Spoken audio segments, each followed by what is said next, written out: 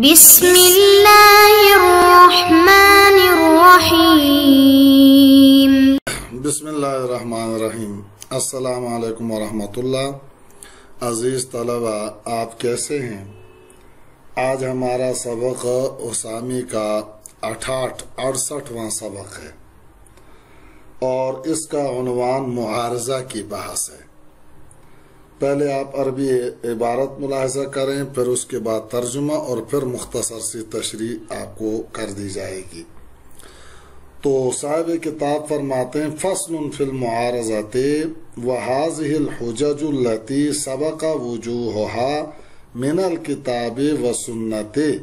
لا تتعارض فی انفسها وضعا ولا تتناقض لأن ذلك من امارات العجز تعالى الله عن ذلك وانما يقع التعارض بينها لجهلنا بالناسخ والمنسوخ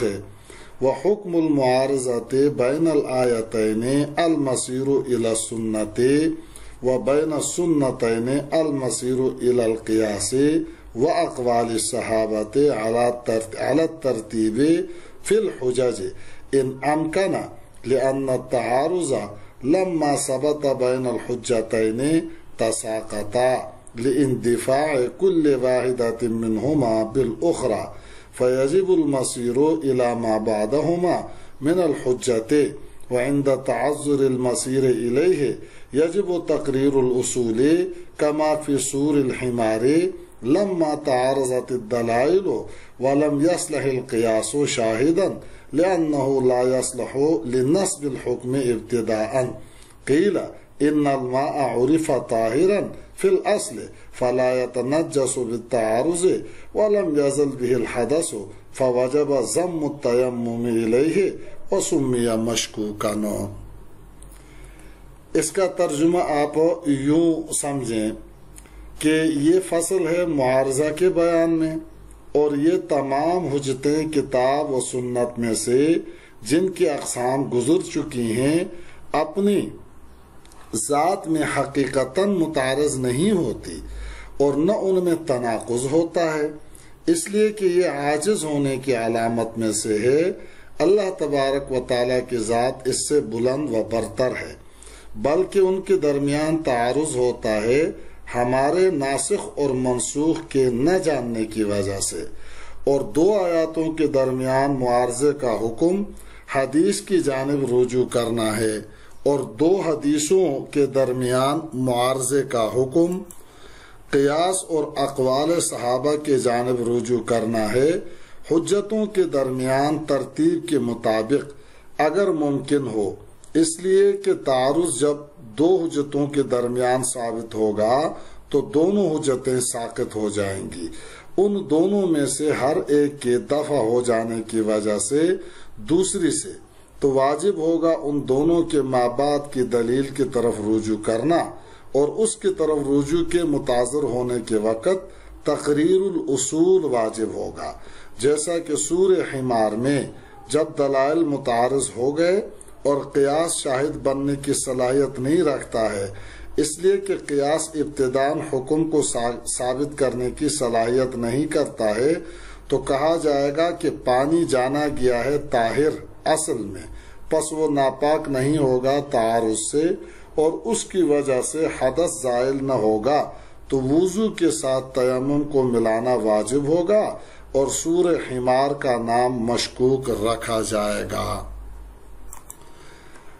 آگے فرماتے ہیں وَأَمَّا إِذَا وَقَعَ التَّعَارُضُ بَيْنَ الْقِيَاسَيْنِ لَمْ يَسْقُطَا بِالتَّعَارُضِ لِيَجِبَ الْعَمَلُ بِالْحَالِ بَلْ يَعْمَلُ الْمُجْتَهِدُ بِأَيِّهِمَا شَاءَ بِشَهَادَةِ قَلْبِهِ لأن القياس حجة يعمل به أصاب المجتهد الحق به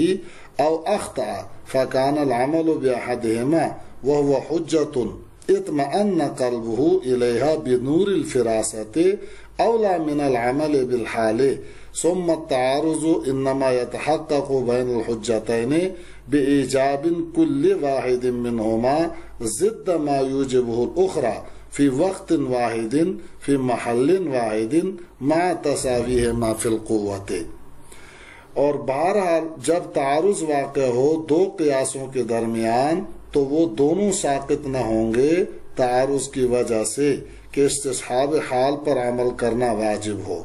بلکہ مجتہد ان دونوں میں سے جس پر چاہے عمل کرے اپنے قلب کی شہادت سے، اس لیے کہ قیاس ایسی حجت ہے جس پر عمل کیا جاتا ہے، مجتہد اس قیاس کی وجہ سے حق کو پا لے یا خطا کرے، پس ان دو قیاسوں میں سے ایک پر عمل کرنا، جبکہ ان میں سے ایک عمل کے حق میں ایسی حجت ہے جس کی طرف مجتہد کا دل نور فراست سے مطمئن ہوا ہے، استصحاب حال پر عمل کرنے سے اولا ہے۔ پھر تعارض محقق ہوتا ہے دو حجتوں کے درمیان، ان دونوں میں سے ہر ایک کے ثابت کرنے کی وجہ سے اس کی ضد کو جس کو دوسری حجت ثابت کرتی ہے ایک ہی وقت میں ایک ہی محل میں ان دونوں حجتوں کی قوت میں برابر ہونے کے ساتھ۔ اب اس فصل میں مصنف رحمہ اللہ آپ کو معارضہ کی تعریف بتلاتے ہیں۔ معارضہ کہتے ہیں دو برابر درجے کی دلیلوں کا اس طرح ایک دوسرے کے مقابل ہونا کہ دونوں میں جمع ناممکن ہو۔ دو برابر کی قید سے معلوم ہوا کہ دو دلیلیں اگر ایک درجے کی نہ ہو بلکہ ایک قوی ہو اور ایک کم درجے کی ہو تو تعارض نہ کہا جائے گا، بلکہ قوی کو ضعیف پر ترجیح دیں گے، اور جمع ممکن نہ ہو کہ قید سے معلوم ہوا کہ دو دلیلوں میں اگر کسی طرح سے بھی جمع و تطبیق ممکن ہو تو تعارض نہیں ہوگا۔ اور تناقض کہتے ہیں دلیل کا مدلول سے تخلف ہو، یعنی دلیل تو پائی جائے مگر مدلول اور حکم نہ پایا جائے۔ پھر دو دلیلوں میں معارضہ تعارض پائے جانے کے لیے ان 8 چیزوں میں اتحاد ضروری ہے جن کو آپ حضرات مرقات منطق کی جو کتاب ہے اس میں پڑھ چکے ہیں، جس کو شاعر نے ان اشعار میں جمع کیا ہے۔ در تناقض ہشت وحدت شرط دان، وحدت موضوع و محمول و مکان، وحدت شرط و اضافت جز و کل، قوت و فعل ہست در آخر زمان۔ مصنف فرماتے ہیں کہ قرآن و حدیث میں حقیقتاً کبھی تعارض و تناقض نہیں ہوتا، کیونکہ تعارض و تناقض عجز کی علامت ہے، اللہ تبارک و تعالیٰ کی ذات اس سے مبرہ ہے۔ پھر سوال پیدا ہوتا ہے کہ آپ کے بقول قرآن و حدیث میں تعارض نہیں ہوتا، حالانکہ ہم تو کئی جگہوں پر تعارض دیکھتے ہیں۔ تو مصنف جواب دیتے ہیں کہ قرآن و حدیث میں جو تعارض ہمیں نظر آتا ہے وہ در حقیقت ہمارے ناسخ و منسوخ سے جہل کی وجہ سے ہے کہ ہمیں ناسخ و منسوخ کا علم نہیں ہے، ورنہ کبھی تعارض نہ دکھائی دے، کیونکہ ایک جگہ اللہ نے کوئی حکم دیا پھر دوسرے موقع پر رخصت دے دی تو اول منسوخ ہے اور دوسرا حکم ناسخ ہے، اور ناسخ و منسوخ نہ جاننے کی وجہ سے ہم اس کو تعارض سمجھ بیٹھتے ہیں۔ وہ حکم المعارضہ، اگر دو آیاتوں میں تعارض آ جائے تو اولاً ناسخ منسوخ دیکھیں گے، اگر ناسخ منسوخ کا علم نہ ہو تو سنت کی طرف رجوع کیا جائے گا، اگر سنت سے تعارض دور نہ ہو تو اقوال صحابہ کی طرف رجوع ہوگا، اگر اس سے بھی تعارض دور نہ ہو تو چوتھے نمبر پر قیاس کی طرف رجوع کیا جائے گا۔ دو آیاتوں میں تعارض کی مثال، اللہ تبارک و تعالیٰ ایک جگہ ارشاد فرماتے ہیں فَاقْرَؤُوا مَا تَيَسَّرَ مِنَ الْقُرْآنِ، اور دوسری جگہ فرماتے ہیں وَإِذَا قُرِئَ الْقُرْآنُ فَاسْتَمِعُوا لَهُ وَأَنصِتُوا۔ دونوں آیاتیں نماز سے متعلق ہیں۔ پہلے آیت سے معلوم ہوتا ہے کہ امام اور مقتدی دونوں پر قرات واجب ہے، اور دوسری آیت سے معلوم ہوتا ہے کہ مقتدی پر چپ رہنا اور قرآن سننا واجب ہے۔ تو دو آیاتوں میں تعارض ہوا اور تاریخ نزول معلوم نہیں تو دونوں آیاتیں ساقط ہوں گی، کوئی آیت کسی کے لیے حجت نہ ہوگی۔ ہم حدیث کی طرف رجوع کریں گے تو حدیث اذا قرئ فانصتوا اور من کان لہ امام فقراءۃ الامام لہ قراءۃ، یہ دونوں حدیثیں تو ان سے معلوم ہوا کہ مقتدی پر قرات واجب نہیں ہے۔ اگر دو سنتوں میں تعارض ہو تو اولاً قیاس کی طرف رجوع کیا جائے گا، پھر اقوال صحابہ کی طرف۔ بعض لوگ اس کا عکس کہتے ہیں، یعنی اولاً اقوال صحابہ کی طرف پھر قیاس کی طرف، اور بعض حضرات کہتے ہیں جو چیزیں غیر مدرک بالقیاس ہیں یعنی قیاس کے مطابق نہیں ہیں ان میں تو اقوال صحابہ کو مقدم رکھا جائے گا، اور جو چیزیں مدرک بالقیاس ہیں ان میں قیاس کو مقدم رکھا جائے گا۔ مصنف کہتے ہیں علت ترتیب فی الحجج، یعنی حجتوں میں جو ترتیب ہے اس کا لحاظ کیا جائے گا، یعنی 2 آیاتوں میں تعارض کے وقت سنت کی طرف، 2 سنتوں میں تعارض کے وقت اقوال صحابہ، پھر قیاس کی طرف، اور بقول بعض جس میں صاحب اسامی بھی ہے کہ قیاس پھر اقوال صحابہ کی طرف رجوع کیا جائے گا۔ 2 سنتوں میں تعارض کی مثال ابو داؤد کی حدیث ہے عبداللہ ابن عمرو ابن العاص رضی اللہ تعالیٰ عنہما سے کہ رسول اللہ صلی اللہ علیہ وسلم نے صلاۃ کسوف پڑھی اور ہر رکعت میں 1 رکوع اور 2 سجدے کیے۔ اس کے معارض ایک دوسری حدیث ہے جو حضرت عائشہ صدیقہ رضی اللہ تعالیٰ عنہا سے مروی ہے کہ حضور صلی اللہ علیہ وسلم نے 2 رکعتوں میں 4 رکوع اور 4 سجدے کیے، یعنی ہر رکعت میں 2 رکوع اور 2 سجدے کیے۔ تو دونوں حدیثوں میں تعارض ہو گیا، لہذا تعارض دور کرنے کے لیے ہم نے قیاس کی طرف رجوع کیا اور صلاۃ کسوف کو دیگر نمازوں پر قیاس کرتے ہوئے کہا کہ صلاۃ کسوف میں بھی ایک ہی رکعت میں 1 ہی رکوع اور 2 سجدے ہوں گے۔ مصنف کہتے ہیں کہ ما بعد کی دلیلوں کی طرف رجوع اسی وقت ہوگا جب ممکن ہو، اگر ممکن نہ ہو تو رجوع کرنا درست نہ ہوگا بلکہ تقریر الاصول واجب ہوگا۔ اس کو مصنف آگے خود بیان کریں گے۔ لأن التعارض لما ثبت، حکم معارضہ کی دلیل بیان کر رہے ہیں کہ جب 2 حجتوں میں تعارض واقع ہو تو دونوں حجتیں ساقط ہو جائیں گی، کیونکہ تعارض کی وجہ سے دونوں حجتیں ایک دوسرے کو دفع کریں گی۔ پھر مابعد کی حجتوں کی طرف رجوع کیا جائے گا جو ان 2 متعارض حجتوں کی جنس سے نہ ہوں، جیسے 2 آیاتوں میں تعارض کے وقت سنت کی طرف رجوع کیا جائے گا اور سنت آیاتوں کی جنس سے نہیں ہے، اسی طرح دوسرے حجتوں میں بھی ہوگا۔ وَعِنْدَ تَعَذُّرِ الْمَصِيرِ إِلَيْهِ، اگر 2 آیاتوں میں تعارض کے وقت تیسری حجت کی طرف رجوع مشکل ہو، اس طرح کے 2 سنتوں میں بھی تعارض ہو جائے، اقوال صحابہ میں بھی اور 2 قیاسوں میں بھی تعارض ہو جائے، تو پھر تقریر اصول واجب ہوگا، یعنی ہر چیز کو اس کے اصل پر رکھا جائے گا، یعنی تعارض سے پہلے جو حکم تھا اس کو برقرار رکھا جائے گا۔ جیسے کہ سورہ حمار میں یعنی گدھے کے جھوٹے میں دلائل متعارض ہیں۔ حضرت جابر رضی اللہ تعالیٰ عنہ کی حدیث ہے کہ آپ صلی اللہ علیہ وسلم سے گدھوں کے جھوٹوں کے بارے میں پوچھا گیا کیا اس سے وضو کیا جا سکتا ہے، تو آپ صلی اللہ علیہ وسلم نے فرمایا ہاں۔ اس حدیث سے معلوم ہوا کہ جھوٹا پاک ہے۔ اور دوسری حدیث حضرت انس رضی اللہ تعالیٰ عنہ سے کہ رسول اللہ صلی اللہ علیہ وسلم نے پالتو گدھوں کے گوشت سے منع کیا اور فرمایا کہ یہ ناپاک ہے۔ اس حدیث سے معلوم ہوا کہ جھوٹا ناپاک ہے، کیونکہ جس کا گوشت ناپاک ہوتا ہے اس کا جھوٹا بھی ناپاک ہوتا ہے۔ سورہ حمار میں اقوال صحابہ بھی متعارض ہے، کیونکہ ابن عمر رضی اللہ تعالیٰ عنہما کہتے ہیں کہ گدھے کا جھوٹا ناپاک ہے، اور ابن عباس رضی اللہ تعالیٰ عنہما کہتے ہیں کہ جو گدھا چارہ اور بھوسا کھاتا ہے اس کا جھوٹا پاک ہے۔ سورہ حمار میں قیاس بھی متعارض ہیں، کیونکہ اگر پسینہ پر قیاس کرتے ہیں تو جھوٹا پاک ہونا چاہیے، اس لیے کہ گدھے کا پسینہ پاک ہے، اور اگر گدھی کے دودھ پر قیاس کرتے ہیں تو جھوٹا ناپاک ہوگا۔ نیز گدھے کے جھوٹے کو کتے کے جھوٹے پر قیاس کر کے ناپاک بھی نہیں کہہ سکتے، کیونکہ گدھے کی ضرورت اکثر پڑتی ہے اور کتے میں ضرورت نہیں ہے۔ اور بلی کے جھوٹے پر قیاس کر کے پاک بھی نہیں کہہ سکتے، کیونکہ گدھے کے مقابلے میں بلی میں ضرورت زیادہ ہے۔ اب اگر سورہ حمار کو سورہ ہرہ پر قیاس کر کے پاک کہتے ہیں یا سورہ کلب پر قیاس کر کے ناپاک کہتے ہیں تو یہ قیاس کا اس بات بغیر علت مشترکہ کی ہوگا اور یہ باطل ہے، کیونکہ قیاس بغیر علت کے ابتداءً کسی حکم کو ثابت کرنے کی صلاحیت نہیں رکھتا ہے۔ بہرحال جب سورہ حمار میں دلائل متعارض ہیں تو تقریر الاصول واجب ہوگا، یعنی 2 دلائل سے پہلے کی حالت یعنی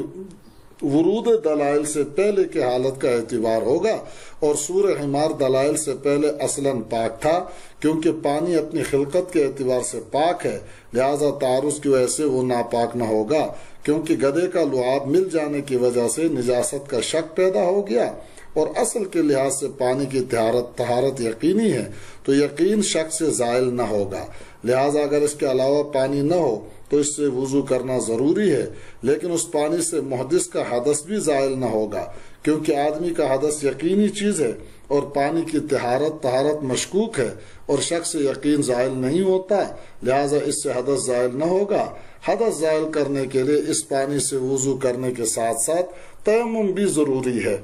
سورہ حمار کو بوجہ دلائل کے متعارض ہونے کے اور حکم کے مشتبہ ہونے کے مشکوک کہا جائے گا۔ اور جب دو قیاسوں میں تعارض واقع ہو تو دونوں قیاس ساقط نہ ہوں گے، جیسے دو آیاتوں یا دو سنتوں میں تعارض کی صورت میں دونوں حجتیں ساقط ہو جاتی ہیں، کیونکہ اگر قیاس ساقط ہو گئے تو اس مسئلے کا حکم معلوم کرنے کے لیے سوائے استصحاب حال کے اور کوئی دلیل نہیں ہے، اور استصحاب حال کا مطلب ہے شے کو اس کی پہلی حالت پر باقی رکھنا، جیسے پانی کے پاک اور ناپاک ہونے میں شک ہے اور کوئی بتانے والا بھی نہیں ہے تو استصحاب حال سے پانی پاک ہوگا، کیونکہ اصل وضع میں پانی پاک ہے، اور یہ استصحاب حال ہمارے نزدیک حجت نہیں ہے اور قیاس حجت ہے۔ لہٰذا اب مجتہد کو اختیار ہوگا کہ دو قیاسوں میں سے جس پر چاہے عمل کرے، مگر تحری کر کے دل جس پر مطمئن ہو اس پر عمل کرے۔ پھر یہ تحری ہمارے نزدیک شرط ہے۔ امام شافعی کہتے ہیں کہ بغیر تحری کے جس پر چاہے عمل کرے، ان کے نزدیک تحری شرط نہیں ہے۔ اسی لیے امام شافعی کے ایک مسئلے میں ایک ہی وقت میں کئی قول ہو جاتے ہیں، اور ہمارے اگر ایک مسئلے میں دو قول ہوں گے تو الگ الگ زمانوں کے اعتبار سے ہوں گے، لہٰذا ایک صحیح اور ایک فاسد ہوگا۔ مصنف دو قیاسوں میں سے ایک پر عمل کرنے اور استصحاب حال کی طرف رجوع نہ کرنے کی دلیل بیان کر رہے ہیں، اور فرماتے ہیں کہ قیاس میں مجتہد چاہے حق کو پالے یا خطا کرے، بہر صورت قیاس حجت ہے اور استصحاب حال حجت نہیں ہے، تو غیر حجت کے مقابلے میں حجت پر عمل کرنا بغیر تحری کے بھی اولا ہے۔ پھر جب مجتہد تحری کر لے اور نور فراست سے اس کا قلب مطمئن ہو جائے تو پھر قیاس پر عمل اور بھی اولا ہوگا، لہذا تعارض قیاس کی صورت میں قیاس ہی پر عمل ہوگا۔ پھر اس سوال کا جواب کہ دو آیاتوں یا دو حدیثوں میں تعارض کے وقت دونوں حجتیں کیوں ساقط ہو جاتی ہیں، تو اس کا جواب یہ ہے کہ آیاتوں اور سنتوں کے بعد دلیل شرعی یعنی قیاس موجود ہے جس کی طرف رجوع ہو سکتا ہے، اور قیاس کے بعد کوئی دلیل شرعی نہیں ہے سوائے استصحاب کے جو ہمارے نزدیک حجت نہیں ہے۔ اور رہا یہ سوال کہ ماقبل میں سورہ حمار میں تعارض کے وقت تو آپ نے استصحاب حال پر عمل کیا، تو اس کا جواب یہ ہے کہ وہ ضرورتاً کیا گیا ہے۔ ثم التعارض انما يتحقق، مصنف رحمہ اللہ معارضہ کا حکم بیان کرنے کے بعد رکن اور شرط کو ایک ساتھ بیان کر رہے ہیں۔ فرماتے ہیں کہ تعارض متحقق ہونے کے لیے ضروری ہے کہ دو حجتیں قوت میں برابر ہوں، کوئی ایک حجت ذات و صفت میں دوسری حجت سے بڑھ کر نہ ہو، ورنہ تعارض نہیں کہا جائے گا، بلکہ قوی حجت کو ضعیف پر ترجیح ہوگی۔ لہذا خبر متواتر اور